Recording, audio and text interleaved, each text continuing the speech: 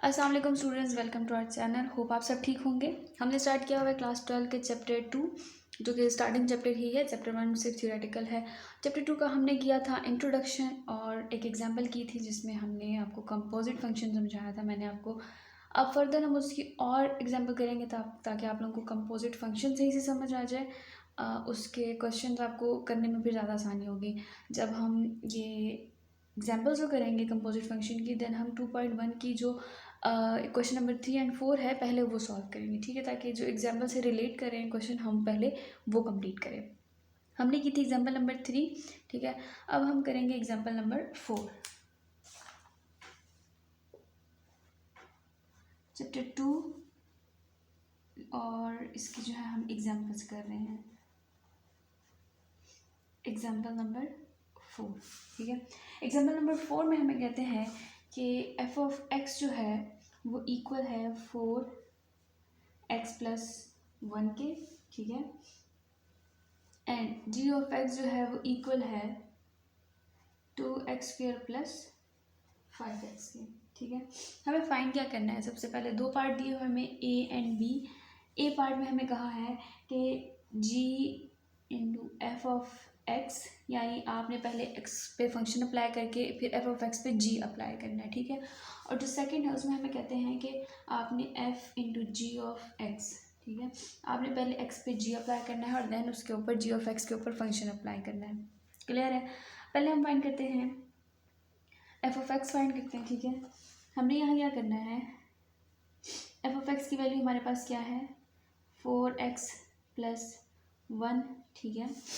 जहाँ पर अब आपके पास x गिवन है वहाँ पर आपने 4x प्लस 1 पुट कर देना है, ठीक है। यहाँ आ जाएगा आपके पास 2x² plus 5x g into f 4x plus 1 is equal to 2x की जगह हम पुट कर देंगे 4x प्लस 1 का स्क्वायर प्लस 5x।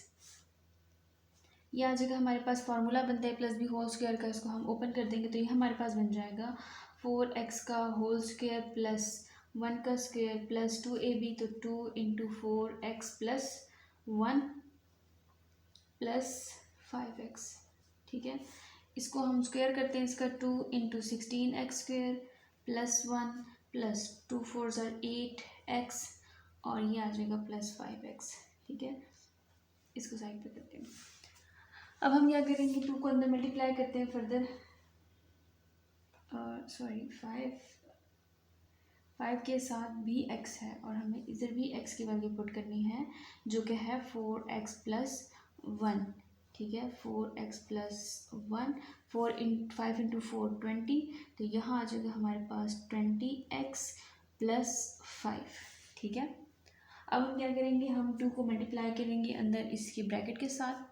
2 16 32 होता है, 32x² plus 2 plus 16x plus 20x plus 5x² as it is रहेगा 32x² प्लस 16 और 20 को मल्टीप्लाई करें प्लस करें तो हमारे पास आता है 36x प्लस 5 इंटू 5 प्लस 2 7, ठीक है।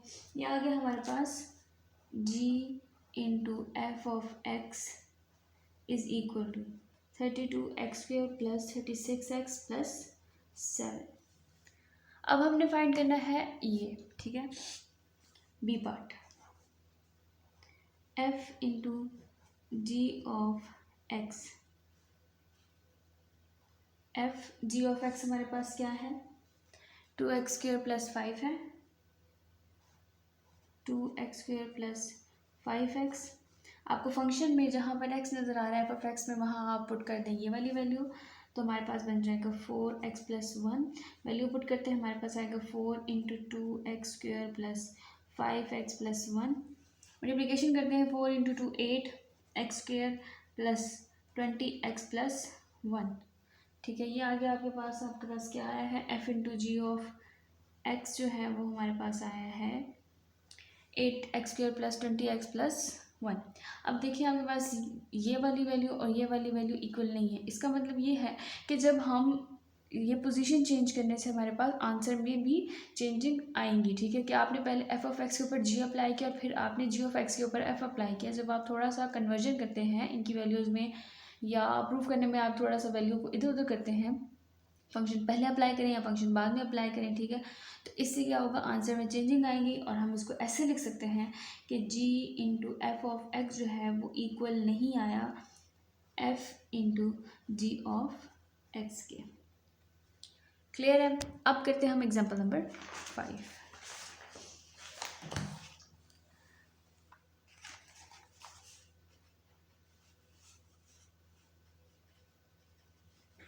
एग्जाम्पल 5 मैं आपको थोड़ा सा बुक से रीड करवा देती हूँ कि बुक में क्या है।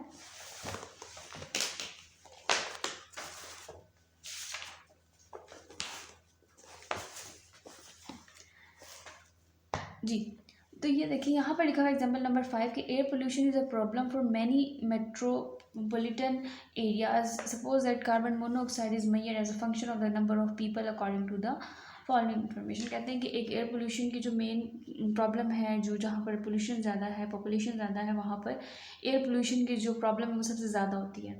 लेट्स से कहते हैं कि कार्बन मोनोऑक्साइड जो है वो किसका फंक्शन है, नंबर ऑफ पीपल का। यानी अगर हम कार्बन मोनोऑक्साइड जो है, कार्बन मोनोऑक्साइड को एल का जो लेवल है वो एल से रिप्रेजेंट करते हैं, तो जो पी है पीपल है, जो पॉपुलेशन है, वो फंक्शन है हमारे पास लेवल ऑफ कार्बन मोनोऑक्साइड की। इससे हमें क्या पता लगता है कि कार्बन मोनोऑक्साइड जो है वो उसका रेट इंक्रीज़ होगा जितनी पॉपुलेशन ज़्यादा होती जाएगी, ठीक है। फिर उन्होंने यहाँ पर एक टेबल आपको दिया हुआ है जिसमें कहते हैं कि नंबर ऑफ़ पीपल अगर 1 मिलियन है, 1 लाख है, तो आपके जो डेली कार्बन मोनोऑक्साइड का जो लेवल है उस मतलब पार्ट्स पर मिलियन में ही आया है, तो ये आ जाएगा 1.41। यानी 1 लाख अगर पॉपुलेशन ज़्यादा होती है तो वो कितना एडिशन करेंगे कार्बन मोनोऑक्साइड की उसमें क्या कहेंगे उसको क्वांटिटी में, तो वो होगा 1.41। 2 लाख अगर होंगे तो 1.83, 3 लाख हैं तो 2.43, 4 लाख हैं तो 3.505 और 5 लाख हैं तो 3.72, ठीक है। अब यहाँ पर देखें जैसे जैसे लोग ज़्यादा होते जा रहे हैं, पॉपुलेशन जो है वो ज़्यादा होती जा रही है, उसी तरीके से कार्बन मोनोऑक्साइड का जो लेवल है वो इंक्रीज़ होता जा रहा है, ठीक है। फिर यहाँ पर वो एक और चीज़ एक्सप्लेन करेंगे कि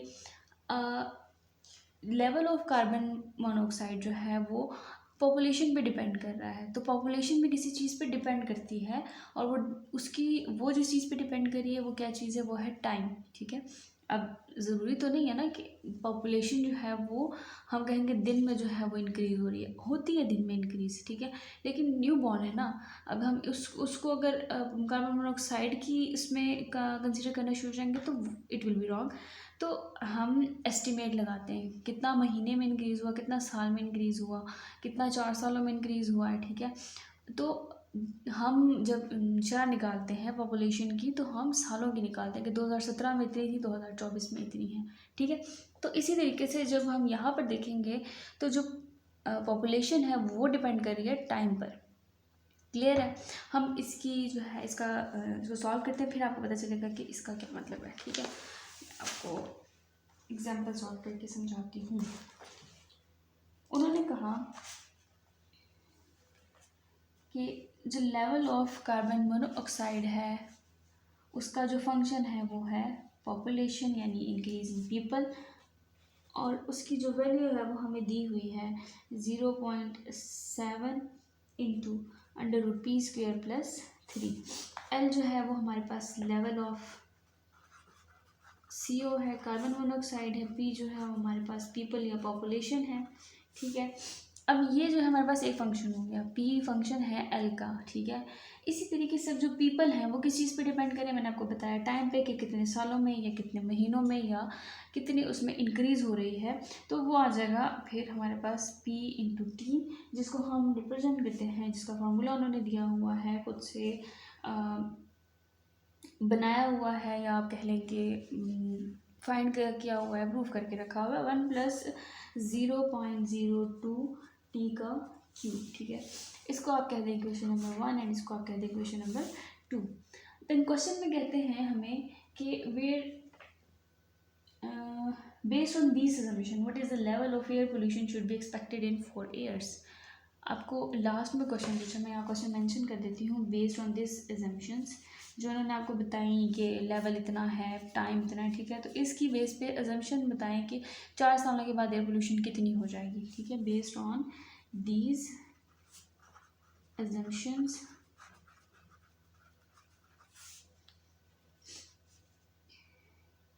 what level of air pollution in 4 year, 4 सालों के बाद कितनी हो जाएगी। तो पहले आप क्या करेंगे, ये देखें कंपोजिट फंक्शन बन गया है। पहले जो है वो पी फंक्शन है, ये लाइक जैसे ऐसे आप कह लेंगे एफ ऑफ एक्स है, और एफ ऑफ एक्स के ऊपर जो है वो जी ऑफ एक्स अप्लाई हो रहा है, ठीक है, जी इंटू एफ ऑफ एक्स। तो ये बन गया कि हमारे पास कंपोजिट फंक्शन। मैंने आपको कहा था कि जो कंपोजिट फंक्शन है उसको हम ऐसे डिफाइन करते हैं कि एक फंक्शन के अंदर 2 काम हो रहे हो, ठीक है। यहाँ पर भी देखें आप, लेवल फाइंड करने के लिए पॉपुलेशन और पॉपुलेशन जिस चीज़ पे डिपेंड करिए वो है टाइम। तो इसको हम सॉल्व करते हैं। Put t is equal to 4 in equation 2, p into 4 is equal to 1 plus 0.02 और 4 का cube, p into 4 is equal to 1 plus 0.02 और अगर हम 4 का क्यूब लेते हैं तो हमारे पास आता है 64। p into 4 is equal to 1 plus इन दोनों को मल्टीप्लाई करें, ठीक है, तो हमारे पास आएगा, मल्टीप्लाई करके प्लस करें तो हमारे पास आता है 2.28। ये हो गया हमारे पास। कितना टाइम लगेगा, ठीक है। अब हम इस p को पुट करते हैं यहाँ पर, तो हमारे पास क्या आ जाएगा, हमने लेवल PO4 पे जो है हमने L अप्लाई करना है, इज़ इक्वल टू हमारे पास 0.7 इंटू पी स्क्वेयर प्लस 3 था।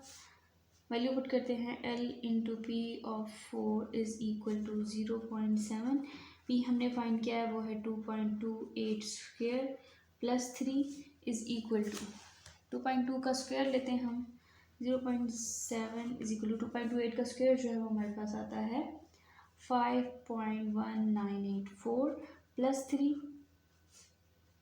0.7 अंडर रूट, इन दोनों को प्लस करके अंडर रूट ले तो हमारे पास आएगा 0.7 इंटू 2.86, दोनों को मल्टीप्लाई करें तो हमारे पास आता है 2.0 ppm पार्ट्स पर मिलियन, ठीक है। तो हमारे पास level of into p of 4 is equal to 2.0 after 4 years, ठीक है। ये थी हमारे पास एग्जाम्पल नंबर 5।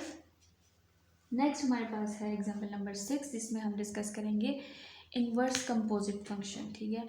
कंपोजिट फंक्शन हमने पढ़ लिया, हमने इन्वर्स फंक्शन सिंपल में भी पढ़ा था। अब हम देखेंगे कि जो कंपोजिट है उसमें इन्वर्स कैसे आएगा, क्लियर है। हमारे पास नेक्स्ट है इन्वर्स।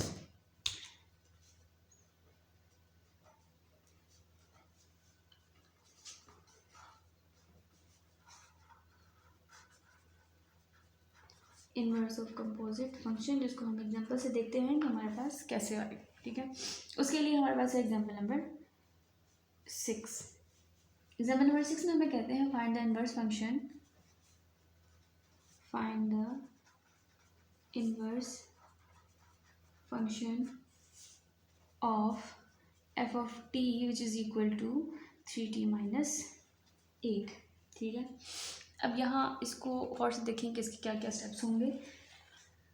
ये हमारे पास सिंपल गिवन है कि एफ ऑफ टी जो है वो इक्वल है 3t माइनस 8 के, ठीक है।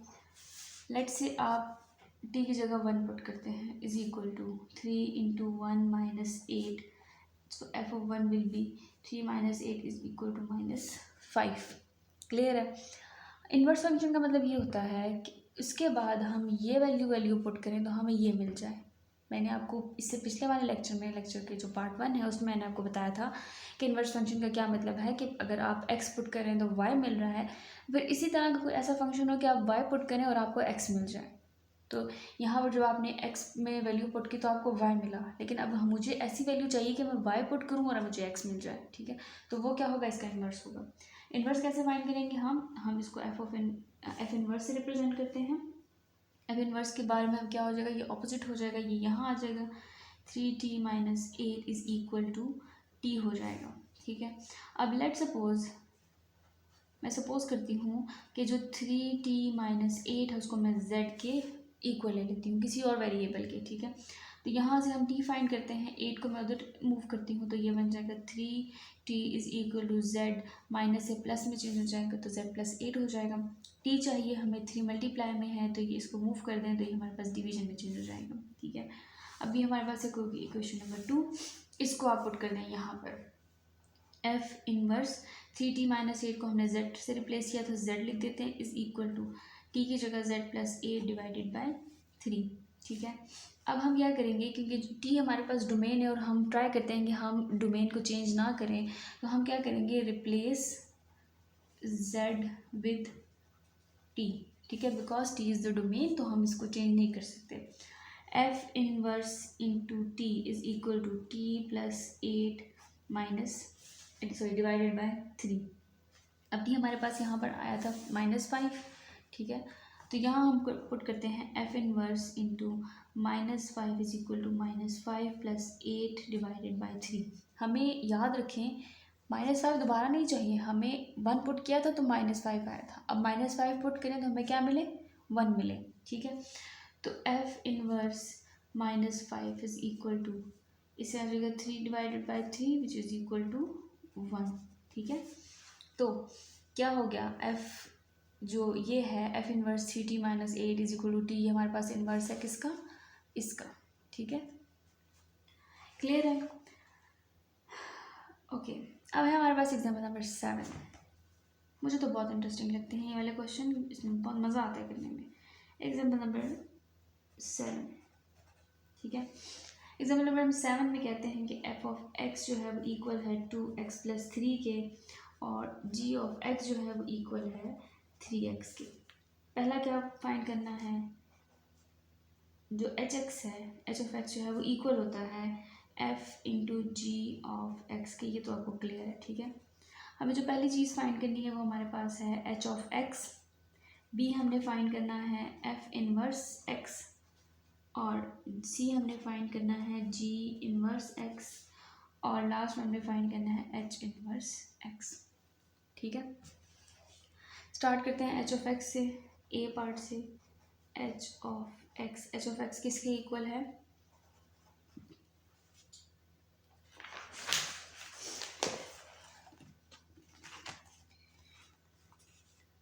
h(x) is equal to f into g(x), ठीक है।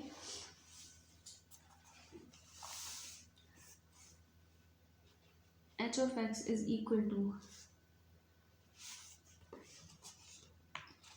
g(x) किस चीज़ के इक्वल था, 3x के, ठीक है। तो हम यहाँ पर 3x पुट करते हैं और फंक्शन हमारे पास क्या था,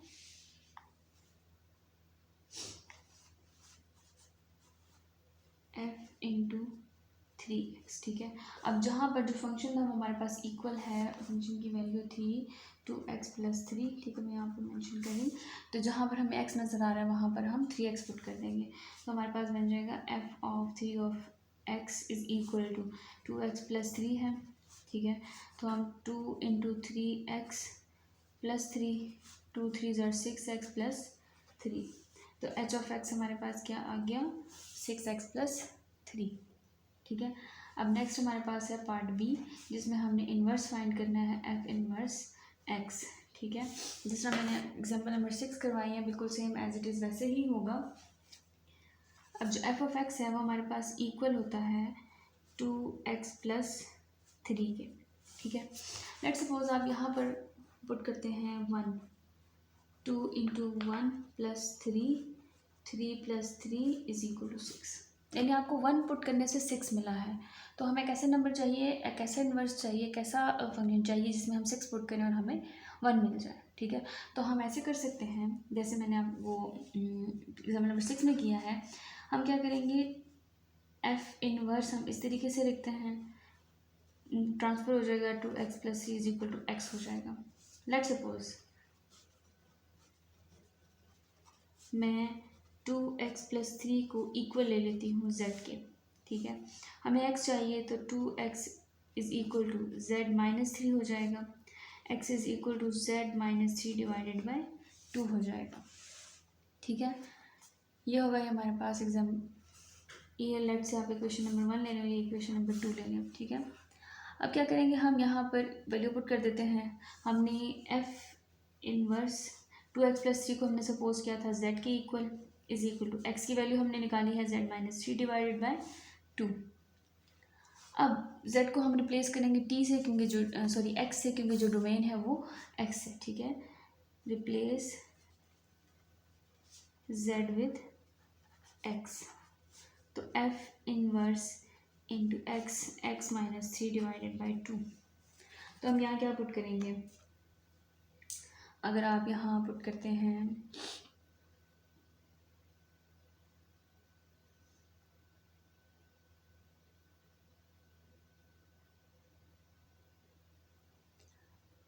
टू, अच्छा मैंने यहाँ पर एक मिस्टेक किया ना कि यहाँ पर 2 1 ज़ा 2 आता है। ठीक है, तो इससे 5 आएगा। ठीक है, मैं चीज़ में कंफ्यूज हो गई।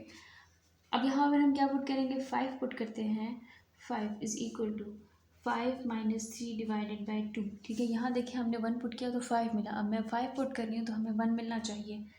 F inverse 5 is equal to 5 minus three 2 2। ठीक है, ये कैंसिल हो जाएगा तो हमें 1 मिल जाएगा। F inverse is equal to 1। ठीक है, तो हमारे पास एफ ऑफ एक्स का जो इन्वर्स है, f of x is equal to 2x plus 3, उसका इन्वर्स क्या है, f inverse into 2x plus 3 is equal to x.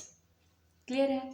अब हमारे पास है पार्ट सी, जिसमें हमने फाइंड करना है जी ऑफ एक्स। ठीक है, g inverse x, g of x किस चीज़ के इक्वल है, 3x के इक्वल है। ठीक है, तो जी इन्वर्स किस चीज़ के इक्वल हो गया, g inverse 3x is equal to x के।